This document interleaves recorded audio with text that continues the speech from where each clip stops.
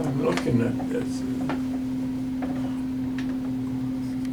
Interesting. Well, first of all, I'll talk Thomas David Watkins alumni key. I got a phone call, I think, from his granddaughter, and she said, I think she may have said it was his badge, probably did, and wanted to know if we wanted it, and it's Thomas David Watkins, and I said, yes, he was founder. We'd like to have it. She said, it'll cost you $100. I hesitated. I thought it was insulting. Thomas David Watkins should be hurt by that. But I said okay and paid $100. It certainly was worth it. We'd have paid more. A founder's alumni key, you bet you. How were alumni keys used in the past? Say again? How were they used or displayed in the past? Well, you could hang them on the watch chain, on a vest with a pocket watch, and that chain that would hang attached to one of the buttonholes, and they'd hang off of that. And it would be a key to wind the watch. That was the original design. I questioned that these could wind a pocket watch, but I don't know. The next thing over is a replica of the 1909 Union badge that had been used as the AA's badge. It didn't have the AA guard for the longest time. I'm tempted to say Borelli added that guard, but I don't know. But I think he did. And that badge was at the time the oldest known badge to us, 1909. Nick Ray lost it at the Alabama chapter house at a dance, on the dance floor. I don't know what, I can't picture Nick Ray dancing at an undergraduate dance, but he made everyone stop and look for the badge, and they found it. Okay, there's a story for you. Then Peter Schermerhorn Johnson. I got a phone call from this his grandniece, I believe. The story is in the Quarterly. And she said that they had Peter Schermerhorn Johnson's badge. And I said, he's one of our founders. And she said, I know, I'm a Chi Omega. And I'd like, the family would like to send it to you, but we don't trust the mail. And I said, well, where are you? And she said, Orlando. And the next summer was our Orlando convention. And I said, hold on, would you come to our convention and present it to us? So she did. And we gave her flowers. And I set up for I made a mistake. It's very embarrassing. I thought the guys knew how to sing Fovens Mater, which Peter Schermerhorn Johnson wrote. They didn't know it at all. So, a few guys knew it. It was embarrassing. I should have just stayed with the Bond song. What would she know? And I still remember them looking at it. I remember Fred looking, in the center stone is a peridot, which is green. And Fred looked at it. He said, I bet you that's a green diamond. I mean, basically, something about Peter Schermerhorn Johnson is he was going deaf in college. Did you know that? And he finally went deaf, so he couldn't practice courtroom law. So he was a corporate lawyer. He didn't make much money. He got married. They had no kids. Don't know why. And as they got older, each time they sold a house, they stepped down into a lesser house because they were just out of money. So his wife bought him that badge. I don't know how she could afford it. She certainly couldn't have afforded a diamond. A peridot is semi-precious. So he wore it on Founder's Day. And the grandniece, her mother, would eat dinner with the Johnsons, and he would balance peas on a knife to entertain the kids at the table. And every day his wife would iron a white shirt for him to put on that next morning. So he cared about Delta Chi very much. He wrote Fauven's Mater. He wrote the poem about the hand and key in rock wall. He wasn't initiated until March 4 of 1891, but he's the one, I believe, who devised our permanent password. Let's see.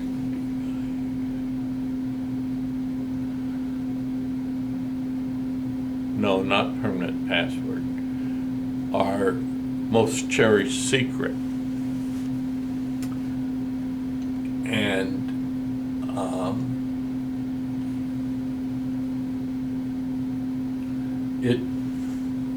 I had a guy who was the A at Cornell in 1918 come here, Phil Barber, and I showed him what was written. He said, that does not say that at all. He said, what that says, and he told me. And Hauser found a person who was Greek read it, and it's a case like an idiom. It is, the actual words don't mean what they say. It stands for something.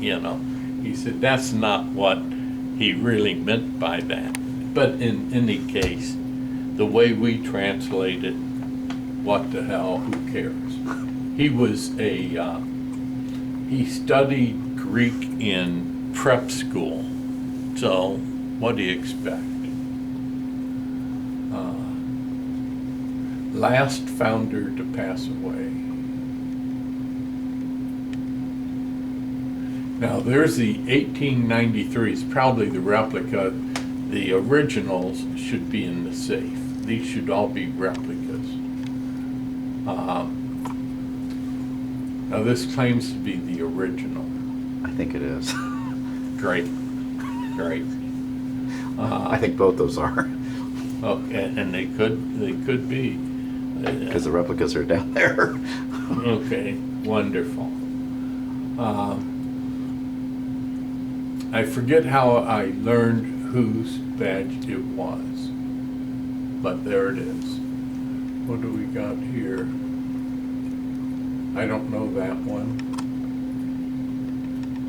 Now that one, I remember that. I got a phone call from the DePaul 1892 badge. I got a phone call from George Aubert in his law office, and he had an old guy in his office, and I think it's Justice. Yeah, Robert Justice, DePaul 33, who had this badge.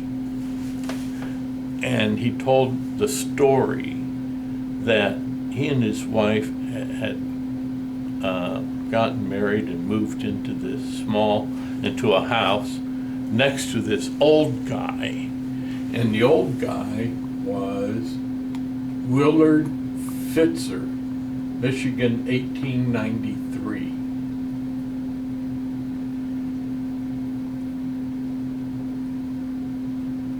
And what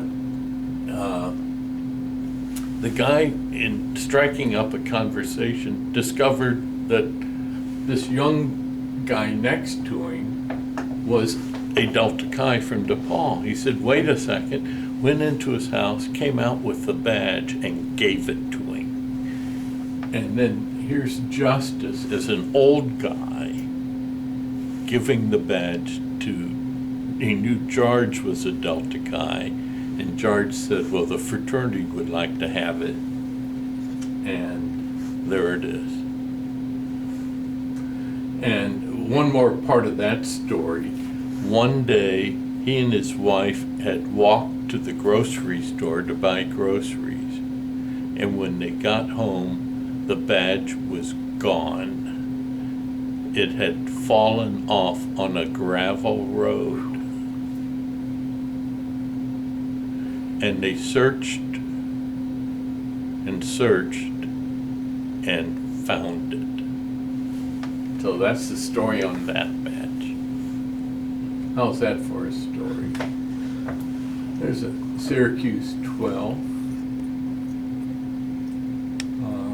It's interesting how the Delta's so small. Well, the whole badge is small. Then Chris Johnson's badge, which we use, is the CC badge. What happened there is at a convention, Chris just got up and presented the badge as a CC badge to the fraternity. What are you going to do? Say no thank you? So it becomes the CC badge. That's one way to preempt. That's what happened there. He was the C of the Kentucky chapter. Joe Lasha, of course, that would be a DD's badge, you know, him being a hardcore financial guy. An EE's alumni key. Bracestead's badge. Now, I don't much care for Bracestead, I'm sorry. I did meet him once, and that's unfair. I've just heard stories, and I'm just not happy. But in any case, to have an executive director's badge, even though he served 8 years, I would say.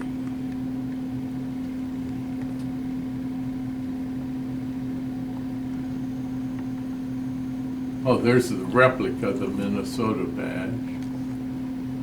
Fred Clark. Now, I wish I had a picture of him, and we have had.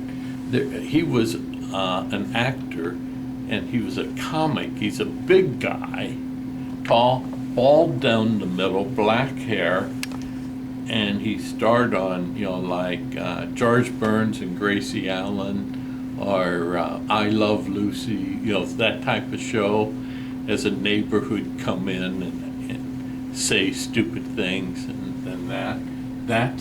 So he's an actor, or was, from Stanford. I wish I knew for sure what. I should try and look him up, Fred Clark.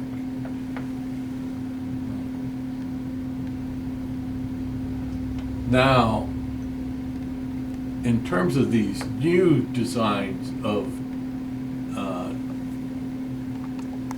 alumni keys,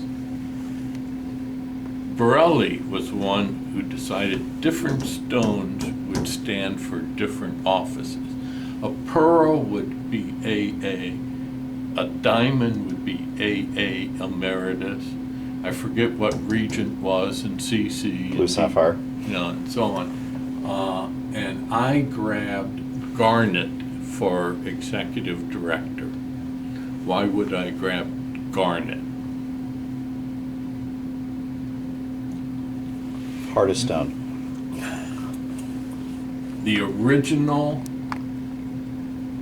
founder's badge, the oldest one, had garnet in the legs of the Chi.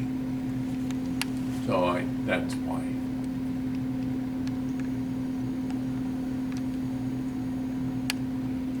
Let's see what else is up here. Oh, this also came out of the NIC meetings. Different fraternity execs and national officers would go around with neck ribbons and these medals. And I decided, here a guy who believes in plain being the way to go is adding fluff to the fraternity. You know, the convention ladders and now this neck ribbons with a medallion. And I thought the front of the medallion should have the hand and key and rock wall. And then the back would have the last stanza of Johnson's poem, which effectively says, aid our martyrs' strength, my brother, that in the coming years yet distant, have the hand that grasps the key, the hand of humanity, reaching for the key of knowledge, which I thought was a neat way, a poetic way, to wish that our leaders had wisdom. And that's the back. And at first it was a sand casting, weighed a ton, and then I finally bit the bullet and paid for nicer medals. And then we've got ribbons out the wazoo, yellow, red and yellow, yellow and red, purple, gray, white. That's it. It just keeps going.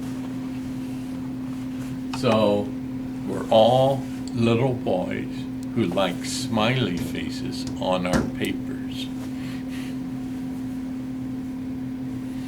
So then, for the centennial, I decided that we should make a special badge, and it would be called the Centennial Badge.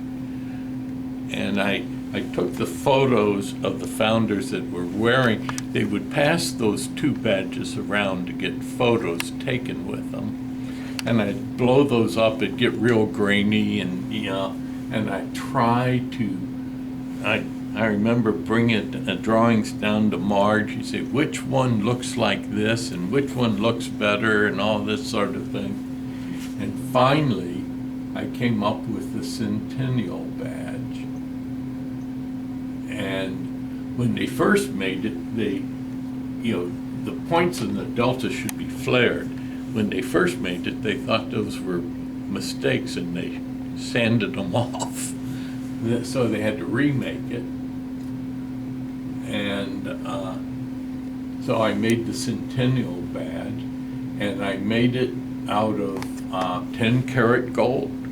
I wasn't going to gold plate this thing.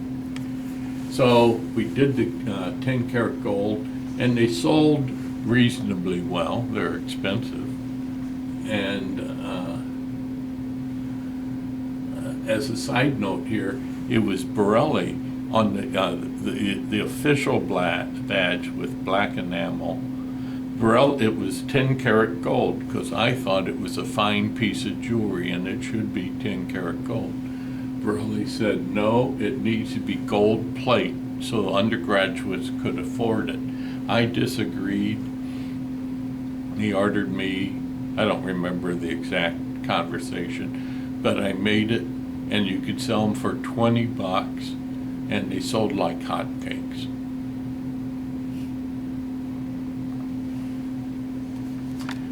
Which reminds me of the other mistake I made, and that was the cornerstone. We'll get to that out in the back room.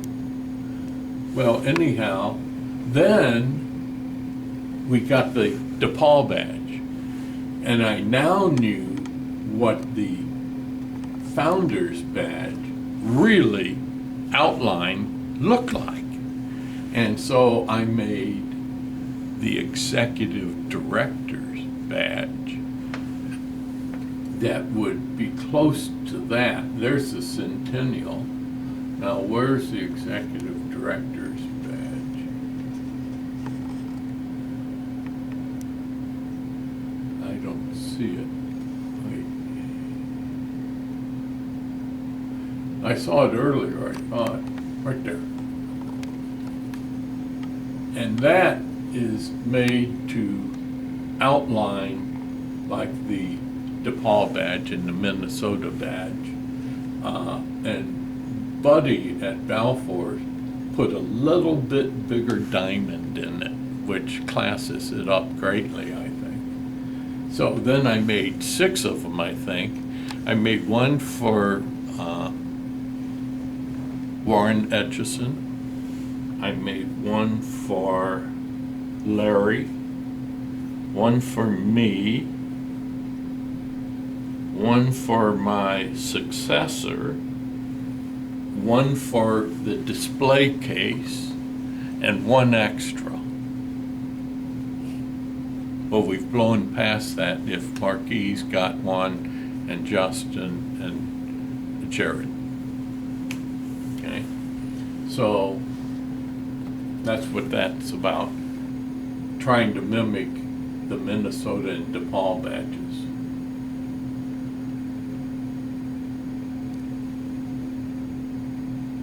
Now, the NIC did this, IFC President lapel pin.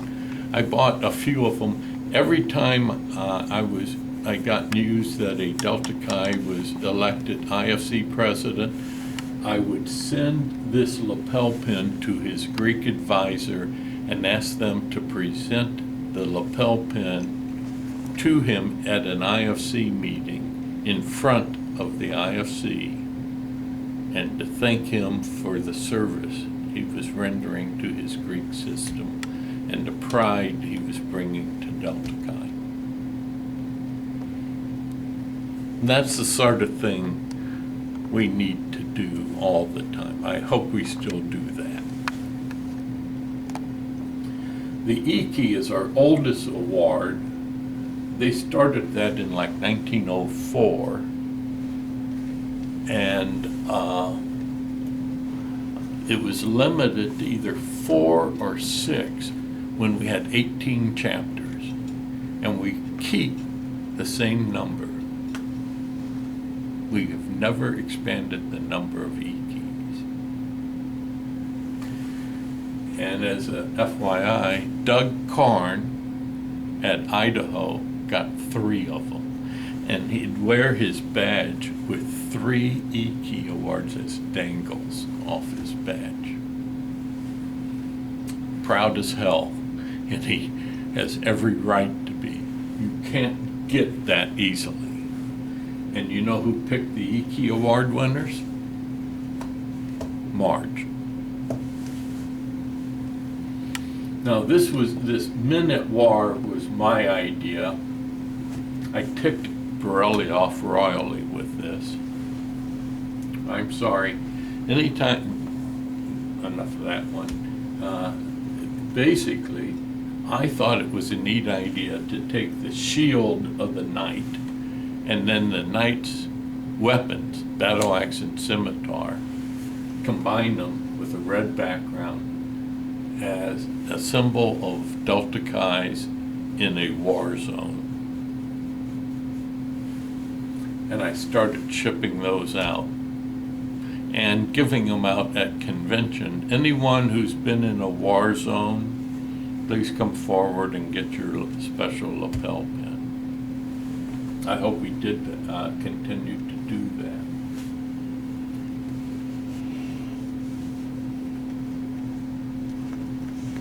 Borelli thought I should have sent them all to him and he would announce them. And I bypassed him and he took exception. Staff badge, key program dangle. We developed this key program and it basically sits. It's on the internet, but we don't use it that I know of. Life Loyal, I got that idea from Sigma Chi.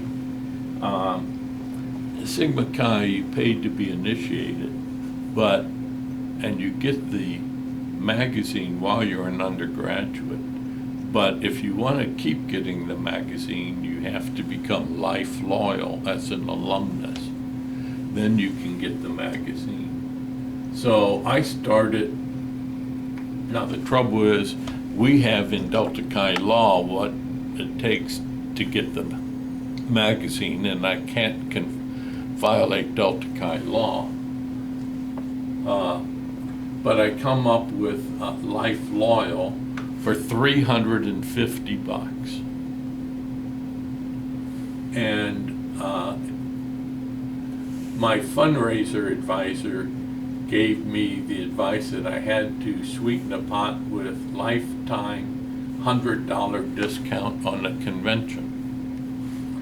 I shouldn't have fallen for that. I should have said 3 conventions at $100 off and put a stop to it, because Hauser and Horowitz and you name all the other regulars continue to get $100 off. You attend a few conventions, $350 was a pretty good investment.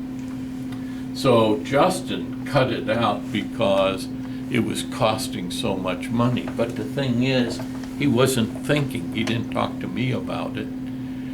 Every December and every May, I would send letters to parents of graduating seniors saying, buy your son a life membership in Delta Chi.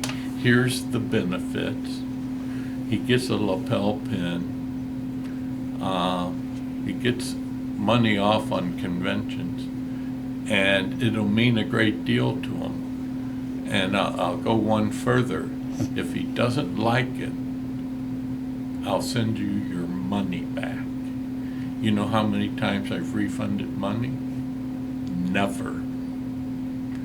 And we would get roughly $12,000 a year in new life members.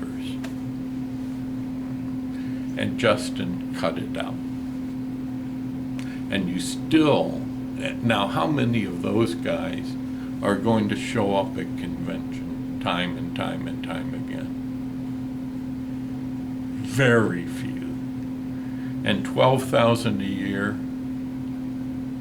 and my opinion is we can say starting this year or next year, it's going to be limited to 5 conventions. But we've canceled the $12,000 fundraiser. I disagree. Then we have this alumni ceremony has been a big hit, wonderful thing. And then what I came up with is the combination pin. Instead of having to wear these 2, you could wear this one that symbolizes Life Loyal and alumni ceremony with the red. And I'd sell them the combo pin for $10. And they'd say, you know, why should we pay for it? And they said, I'm sorry, it's a fundraiser. You know, it's not that big of a deal. So that's what that was about. Then they came up with Trustee Society, A's Academy. I thought that was great. That 3 doorway thing comes from the church at St. Meinrad, and is Matt Killingsworth, who did the artwork on that. 1890, that's foundation. Sweetheart, there's the Chi Delphia lapel pin or badge. It could be a badge. Then comes the pledge pins. And these 2, one of them was adopted by Ohio State in 1910. And another one, and I don't know which of these 2, which I got off of eBay, which of them is the 1910 Ohio State badge, pledge pin, and which of them is the second iteration. The one on the right with the swirls in it. Yep. That one. That's the oldest. That that's the oldest. And this, Yep.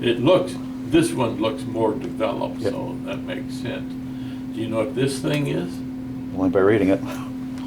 It's the Colony punch pin that they did for a while. Which meant they had to have a separate ceremony because the colors don't match with what's in the ceremony still to Yeah. this day. Well, we cut it out long before me. Oh, I should go back to the shingle deal. Unknown badges. As I said, there should be some Chi Delta badges. First of all, here's some locals that became Delta Chi chapters. And there should be, that might be one, some Chi Delta badges, which was what we referred, some of our petitioning groups, not colonies, they were considered petitioning groups. We call them Chi Delta groups. Yeah. I don't see. Bottom row, 3 over, one more to the right. One more to the, yeah, right there. Yeah, there's one. And there's one. There's one. So every chartering petitioning group might have had a different one. Might have. They wanted, because the petitioning process took so long, and they wanted to be recognized on their campus with a badge, and so they made those. But I don't know which ones did it. Now, on the shingle, I'll give you an example. It has the guy's name, his initiation date, the coat of arms, the seal, and then the chapter name. Well, if you were a colony, like I'll take Southeast Missouri, when the founding fathers at Southeast Missouri were initiated, there was 55 of them, the first initiation, and they all got shingles with Southern Illinois on them. Well, they were not happy. And that's one of the first things I changed when I became executive director, is it would say Southeast Missouri Colony instead, for the new groups, okay? I didn't go back and fix old shingles, and I should have. But anyhow, they should have their school name, and it should say Colony. Now, guys like Larry believe that if you're a colony, you're not, in the old days, you were not authorized to initiate. You had to have a chapter nearby come and do the initiation. That's why that chapter's name was on the shingle. And I said, yeah, but to these guys, it should just say Southeast Missouri Colony. And tell me where in Delta Chi law that's illegal to put that on the shingle. It's not. As long as you have Southern Illinois come and hold the initiation. And we've gotten away from that. Fortunately, I got away from that some because the chapters were hazing the colonies most of the time. And I thought it was pretty ironic we would mandate that a chapter could come and haze our colonies. So I was not happy about that, and I changed that. So then